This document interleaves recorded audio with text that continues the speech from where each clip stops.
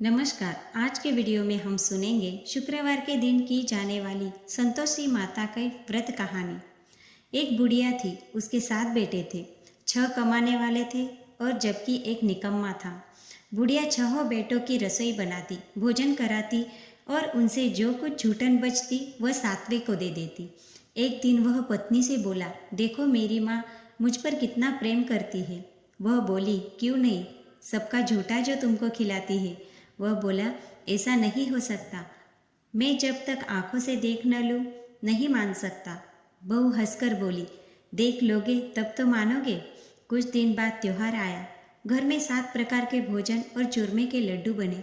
वह जांचने को सिर दुखने का बहाना कर पतला वस्त्र सिर पर ओढ़े रसोई घर में ही सो गया। वह कपड़े में से सब देखता रहा। 6 भाई भोजन करने आए। उसने देखा, माँ ने उनके लिए सुंदर आसन बिछा, नाना प्रकार की रसोई परोसी और आग्रह करके उन्हें खाना खिलाया। वह देखता रहा। 6 भोजन करके उठे तब माँ ने उनकी झूठी थालियों में से लड्डुओं के टुकड़े उठाकर एक लड्डू बनाया। जूठन साफ कर बुढ़िया माँ ने उसे पुकारा, बेटा 6 भाई भोजन करके चले गए हैं, उठ, तू कब खाएगा। वह कहने लगा, माँ मुझे भोजन नहीं करना, मैं अब परदेश जा रहा हूँ। माँ ने कहा, कल जाता हो तो आज चला जा। वह बोला, हाँ आज ही जा रहा हूँ। यह कहकर वह घर से निकल गया। चलते समय पत्नी की याद आई। वह गौशाला में कंडे थाप रही थी। वह बोला कि मेरे पास कुछ तुम्हें देने के लिए नहीं है, यह अंगूठी है सो ले लो और अपनी कुछ निशानी मुझे भी दे दो। वह बोली, मेरे पास क्या है, ये गोबर भरा हाथ है। यह कहकर उसकी पीठ पर गोबर के हाथ की थाप मार दी। वह चल दिया। चलते चलते दूर देश पहुंचा। वहाँ एक साहूकार की दुकान थी। वहाँ जाकर कहने लगा, भाई मुझे कोई नौकरी दे दो। साहूकार को ज़रूरत थी। उसने तुरंत हाँ बोल दिया। लड़के ने पूछा, तनख्वाह क्या दोगे। साहूकार ने कहा, काम देखकर दाम मिलेगा। साहूकार की नौकरी मिली। वह सुबह 7 बजे से 10 बजे तक नौकरी करने लगा। कुछ ही दिनों में दुकान का सारा लेन देन, हिसाब किताब, ग्राहकों का माल बेचना, सारा काम करने लगा। साहूकार के 7-8 नौकर थे। वह सब चक्कर खाने लगे, यह तो बहुत होशियार बन गया है। सेठ ने भी काम देखा और 3 महीने में ही उसे आधे मुनाफे का हिस्सेदार बना दिया। वह कुछ वर्ष में ही नामी सेठ बन गया और मालिक का सारा कारोबार उस पर वो मालिक छोड़ के चला गया। इधर उसकी पत्नी को सास ससुर दुख देने लगे। सारी गृहस्थी का काम करा के उसे लकड़ी लेने जंगल में भेजते थे।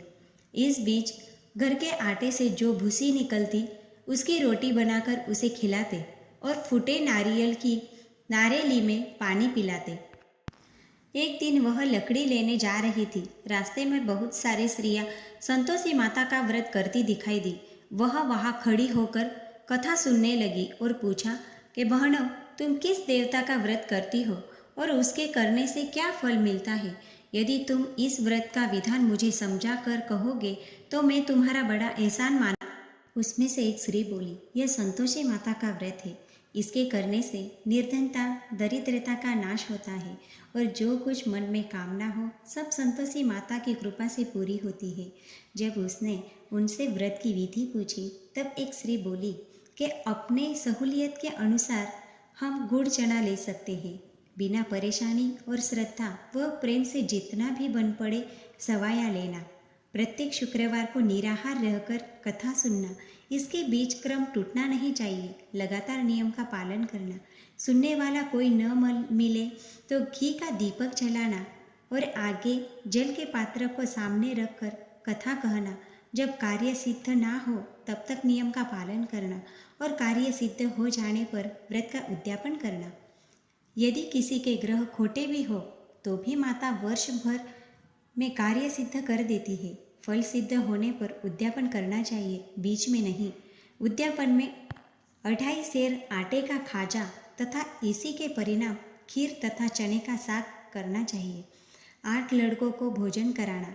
जहाँ तक मिले तो देवर जेठ भाई बंधु के हो, न मिले तो रिश्तेदारों और पास पड़ोसियों को बुलाना। उन्हें भोजन करा यथाशक्ति दक्षिणा देना। माता का नियम पूरा करना। उस दिन घर में खटाई मत खाना। यह सुनकर बुढ़िया के लड़के की बहू चली गई। रास्ते में लकड़ी के बोझ को बेच दिया और उन पैसों से गुड़ चना लेके माता के व्रत की तैयारी करने लगी और सामने एक मंदिर दिखाई दिया। वह मंदिर संतोषी माँ का था। यह सुनकर माता के मंदिर में जाकर चरणों में लौटने लगी। दीन होकर विनती करने लगी, माँ, मैं अज्ञानी हूँ, व्रत के कुछ नियम नहीं जानती, मैं दुखी हूँ। हे माता जगत जननी, मेरा दुख दूर करके मुझे शरण में लेना। माता को दया आई। एक शुक्रवार बीता और दूसरे शुक्रवार को उसके पति का पत्र आया और तीसरे शुक्रवार को उसका भेजा हुआ पैसा आ पहुंचा। यह देख जेठ जेठानी मुंह सिकोड़ने लगे, लड़के ताने देने लगे। काकी के पास पत्र आने लगे, रुपया आने लगा। अब तो काकी की खातिर बढ़ेगी। बेचारी सरलता से कहती, भैया कागज आवे रुपया आवे, हम सबके लिए अच्छा है। ऐसा कहकर आंखों में आंसू भरकर संतोषी माता के मंदिर में आके चरणों में गिरकर रोने लगी। माँ, मैंने तुमसे पैसा कब मांगा है? मुझे पैसे से क्या काम है? मुझे तो अपने सुहाग से काम है। मैं तो अपने स्वामी के दर्शन मांगती हूँ। तब माता ने प्रसन्न होकर कहा, जा बेटी, तेरा स्वामी आएगा। यह सुनकर खुशी से बावली होकर घर में जा काम करने लगी। संतोषी माँ विचार करने लगी, इस भोली पुत्री को मैंने कह तो दिया कि तेरा पति आएगा, लेकिन कैसे? वह तो इसे स्वप्न में भी याद नहीं करता। उसे याद दिलाने को मुझे ही खुद जाना पड़ेगा। इस तरह माताजी उस बुढ़िया के बेटे के पास जाके स्वप्न में प्रकट होकर कहने लगी, साहूकार के बेटे, सो रहे हो या जाग रहे हो? वह कहने लगा, माता, सोता भी नहीं जागता भी नहीं, कहो क्या आज्ञा है? माँ कहने लगी, तेरे घर बार कुछ है कि नहीं? वह बोला, मेरे पास सब कुछ है, माँ बाप है, बहू है, क्या कमी है? माँ बोली, भोले पुत्र, तेरी बहू घोर कष्ट उठा रही है। तेरे माता पिता उसे परेशानी दे रहे हैं। वह तेरे लिए तरस रही है, तू उसकी सुध कर। वह बोला, हाँ माताजी, यह मुझे मालूम है, परंतु जाऊँ तो जाऊँ कैसे? परदेश की बात है, लेन देन का कोई हिसाब नहीं, कोई जाने का रास्ता नहीं आता, कैसे चला जाऊँ? माँ कहने लगी, मेरी बात मान, सवेरे नहा धोकर संतोषी माता का नाम ले, घी का दीपक जलाकर दंडवत कर दुकान जाके बैठ। देखते देखते सारा लेन देन चुक जाएगा, जमा का माल बिक जाएगा, सांझ होते होते धन का भारी ढेर लग जाएगा। अब बूढ़े की बात मानकर वह नहा धोकर संतोषी माता को दंडवत करके घी का दीपक जलाकर दुकान जाके बैठा। थोड़ी देर में देने वाले रुपया लाने लगे, लेने वाले हिसाब लेने लगे। कोठे में भरे सामान के खरीदार नकद दाम देकर सौदा करने लगे। शाम तक धन का भारी ढेर लग गया। मन में माता का नाम लेके चमत्कार देख प्रसन्न हो के घर ले जाने के वास्ते गहना कपड़ा सामान खरीदने लगा। यहाँ काम से निपट तुरंत घर को रवाना हुआ। उधर उसकी पत्नी जंगल में लकड़ी लेने जाती है। लौटते वक्त माताजी के मंदिर में विश्राम करती है। वह तो उसके प्रतिदिन रुकने का जो स्थान ठहरा। धूल उड़ती देख वह माता से पूछती है, हे माता, यह धूल कैसे उड़ रही है? माता कहती है, हे पुत्री, तेरा पति आ रहा है। अब तू ऐसा कर, लकड़ियों के 3 बोझ बना ले, एक नदी के किनारे रख और दूसरा मेरे मंदिर पर व तीसरा अपने सिर पर। तेरे पति को लकड़ियों का गट्ठर देख मोह पैदा होगा, वह यहाँ रुकेगा, नाश्ता पानी खाकर माँ से मिलने जाएगा। तब तू लकड़ियों का बोझ उठाकर जाना और चौक में गट्ठर डालकर जोर से आवाज़ लगाना, लो सासू जी, लकड़ियों का गट्ठर लो, भूसी की रोटी दो, नारियल के खेपड़े में पानी दो, आज मेहमान कौन आया है? माता जी से बहुत अच्छा कहकर वह प्रसन्न मन से लकड़ियों के 3 गट्ठर बनाए, एक नदी के किनारे पर, एक माता जी के मंदिर पर रखा। इतने पे मुसाफिर वहाँ आया। सूखी लकड़ी देख उसकी इच्छा उत्पन्न हुई कि हम यहीं पर विश्राम करें और भोजन बनाकर खा पीकर गाँव जाए। इसी तरह रुककर भोजन बना, विश्राम करके गाँव को गया, सबसे प्रेम से मिला। उसी समय सिर पर लकड़ी का गट्ठर लिए वह उतावली सी आती है। लकड़ियों का भारी बोझ आंगन में डालकर जोर से 3 आवाज़ देती है, लो सासू जी, लकड़ियों का गट्ठर लो, भूसी की रोटी दो, आज मेहमान कौन आया है? यह सुनकर उसकी सास बाहर आकर अपने दिए हुए कष्टों को भुलाने के हेतु कहती है, बहू ऐसा क्यों कहती है? तेरा मालिक ही तो आया है।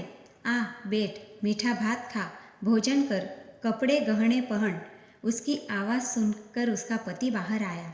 अंगूठी देखकर व्याकुल होता है। माँ से पूछता है, माँ यह कौन है? माँ बोली, बेटा ये तेरी बहू है। जब से तू गया है तब से सारे गांव में भटकती फिरती है। घर का कामकाज कुछ करती नहीं, चार पहर आकर खा जाती है। वह बोला, ठीक है माँ, मैंने इसे भी देखा और तुम्हें भी। अब दूसरे घर की चाबी दे दो, उसमें रहूँगा। माँ बोली, ठीक है, जैसे तेरी मर्जी। तब वह दूसरे मकान की तीसरी मंजिल का कमरा खोल सारा सामान जमाया। एक दिन में राजा के महल जैसा ठाट बाट बन गया। अब क्या था, बहुत सुख भोगने लगी। इतने में शुक्रवार आया। उसने पति से कहा, मुझे संतोषी माता के व्रत का उद्यापन करना है। पति बोला, खुशी से कर लो। वह उद्यापन की तैयारी करने लगी। जेठानी के लड़कों को भोजन के लिए कहने गई। उन्होंने मंजूर किया, परंतु पीछे से जेठानी ने अपने बच्चों को सिखाया, देखो भोजन करके खटाई मांगना। बच्चे भोजन करने आए। खीर खा के उनका पेट भर गया, परंतु बाद में खाते ही कहने लगे, हमें खटाई दो, खीर खाना हमको नहीं भाता, देखकर अरुचि होती है। वह कहने लगी, भाई खटाई किसी को नहीं मिलेगी, ये संतोषी माता का व्रत है। लड़के उठ खड़े हुए, बोले पैसा लाओ। भोली बहू कुछ जानती नहीं थी, उन्हें पैसे दे दिए। लड़के उसी समय हट करके इमली खटाई ले खाने लगे। यह देखकर बहू पर माताजी ने कोप किया। राजा के दूत उसके पति को पकड़ कर ले गए। जेठ जेठानी मन माने वचन कहने लगे, लूट लूट कर धन इकट्ठा कर लाया है, अब सब मालूम पड़ जाएगा जब जेल की मार खाएगा। बहू से यह सहन नहीं हुआ। रोती हुई माताजी के मंदिर गई। कहने लगी, हे माता, तुमने क्या किया? हंसाकर अब भक्तों को रुलाने लगी। माता बोली, बेटी तूने उद्यापन करके मेरा व्रत भंग किया है। वह कहने लगी, माता मैंने कुछ अपराध किया है? मैंने तो भूल से लड़कों को पैसे दे दिए थे, मुझे क्षमा करो, मैं फिर दोबारा उद्यापन करूँगी। माँ बोली, अब भूल मत करना।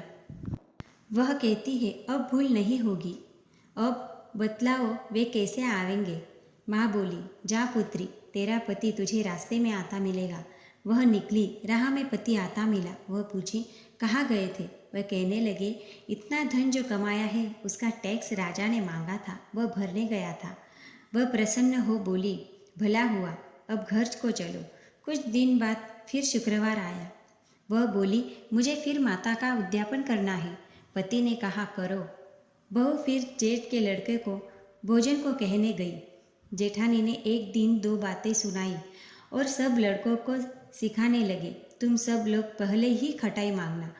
लड़के भोजन से पहले कहने लगे, हमें खीर नहीं खानी, हमारा जी बिगड़ता है, कुछ खटाई खाने को दो। वह बोली, खटाई किसी को नहीं मिलेगी, आना हो तो आओ। वह ब्राह्मण के लड़के को लाकर भोजन कराने लगी। यथाशक्ति दक्षिणा दी, जगह जगह एक फल उन्हें दिया। संतोषी माता प्रसन्न हुई। माता की कृपा होते ही 9वें मास में उसने चंद्रमा के समान सुंदर पुत्र को जन्म दिया। पुत्र को पाकर प्रतिदिन माता जी के मंदिर को जाने लगी। माँ ने सोचा, यह रोज आती है, आज क्यों न इसके घर चलूं? यह विचार करके माता भयानक रूप बनाया। गुड़ चने से सना मुख, ऊपर सूंड के समान होठ, उस पर मक्खियाँ भिन भिन कर रही थी। देहली पर पैर रखते ही उसकी सास चिल्लाई, देखो रे, कौन चुड़ैल डाकिन चली आ रही है, लड़कों इसे भगाओ, नहीं तो किसी को खा जाएगी। लड़के भगाने लगे, चिल्लाकर खिड़की बंद करने लगे। बहू रोशनदान में से देख रही थी। प्रसन्नता से पगली बन चिल्लाने लगी, आज मेरी माता जी मेरे घर आई है, वह बच्चे को दूध पीने से हटाती है। इतने में सास का क्रोध फट पड़ा। वह बोली, क्या उतावली हुई है? बच्चों को पटक दिया। इतने में माँ के प्रताप से लड़के ही लड़के नजर आने लगे। वह बोली, माँ मैं जिसका व्रत करती हूँ यह संतोषी माता है। सबने माता जी के चरण पकड़ लिए और विनती कर कहने लगे, हे माता, हम मूर्ख हैं, अज्ञानी हैं, तुम्हारे व्रत की विधि हम नहीं जानते, व्रत भंग कर हमने बड़ा अपराध किया है। जब माता आप हमारा अपराध क्षमा करो। इस प्रकार माता प्रसन्न हुई। बहू को प्रसन्न हो, जैसा फल दिया वैसा माता सबको दे, सबका मनोरथ पूर्ण हो। जय संतोषी माँ। अगर आपको मेरी कहानियाँ सुननी अच्छी लगती है तो लाइक और सब्सक्राइब जरूर करें।